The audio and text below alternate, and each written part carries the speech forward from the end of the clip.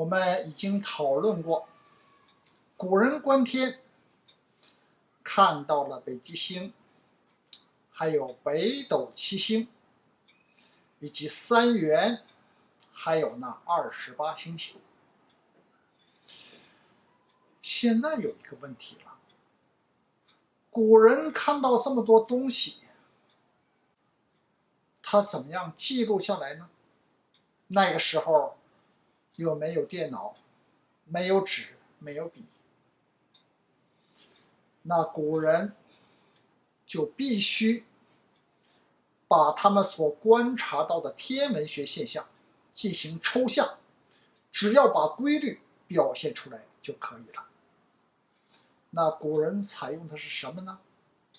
就是白点和黑点。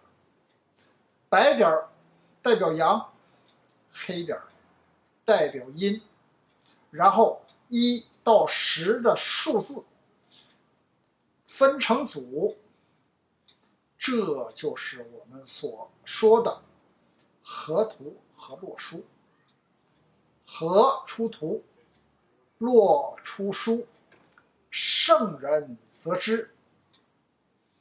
说是河里边有一个龙马，身上背着一张图。那我说，这很有可能就是刻在兽皮上的一张河图。洛书应该是刻在龟板上的一张图。圣人则知，那圣人就根据这河图和洛书画出了八卦。那这圣人是谁呢？当然就是伏羲。这就是我们中华历史上最先出现的2张图，其实是天的抽象图，也叫做古天图。然后伏羲根据这2张图画出了八卦，一华开天，文明造始，开启了中华文明。所以说，我们的中华文化也叫做河洛文化，而我们储存文化的地方就叫做图书馆，就是河图洛书馆。最早的河图其实是很简单的，就是一横一竖一个十字花。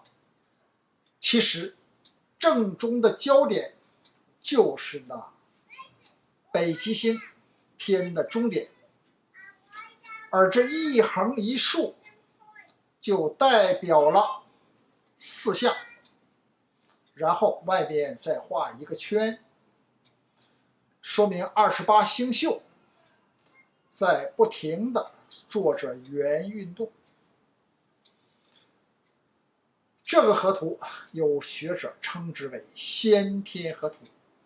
先天河图是没有数的，后来1至10的数加了进去，下面是1，上面是2，左面是3，右面是4，然后5在正中。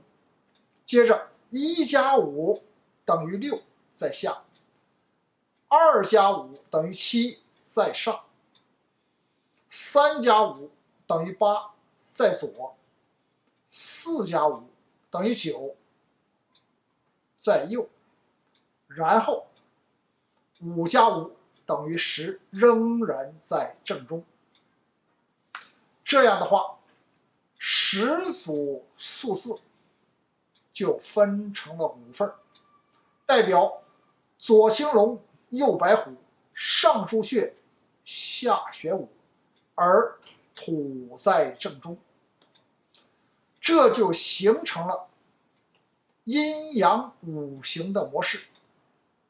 而且5行当中每一行都有2个数字，奇数代表阳，偶数代表阴，那每一组都是阴阳搭配，而且每一组都是通过中，也就是5而起作用。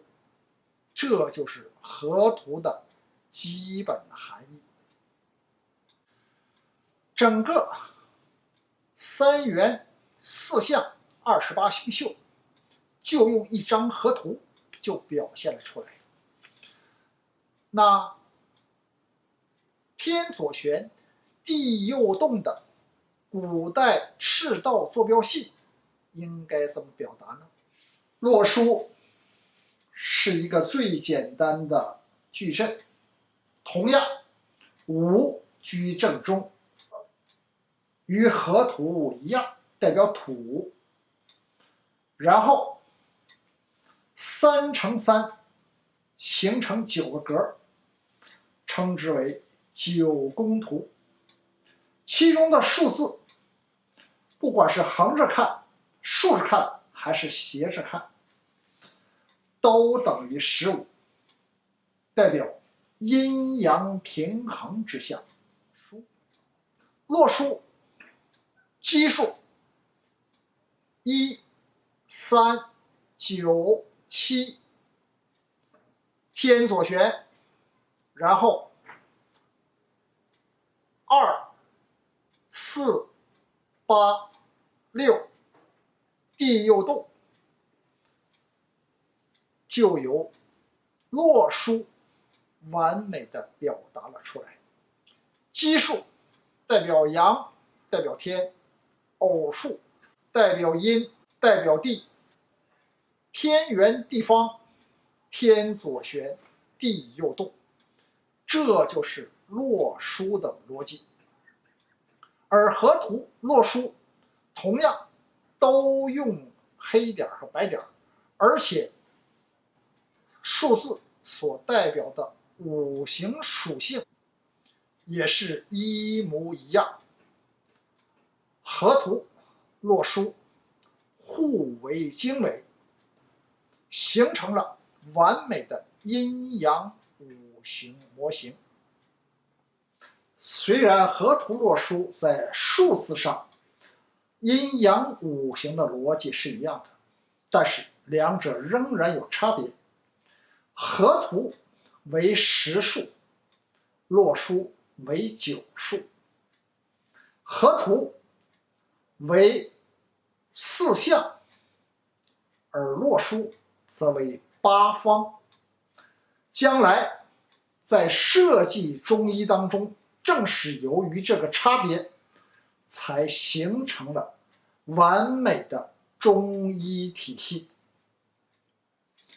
河图洛书的出现，代表着中国古天文学达到成熟阶段，开启了中华文明，而且中医从此之后有了自己的体系。中医就是根据这2张图设计出来的。这就是为什么我们反复讲，中医是由道而术的医学，是顶层设计的医学，是被设计出来的医学。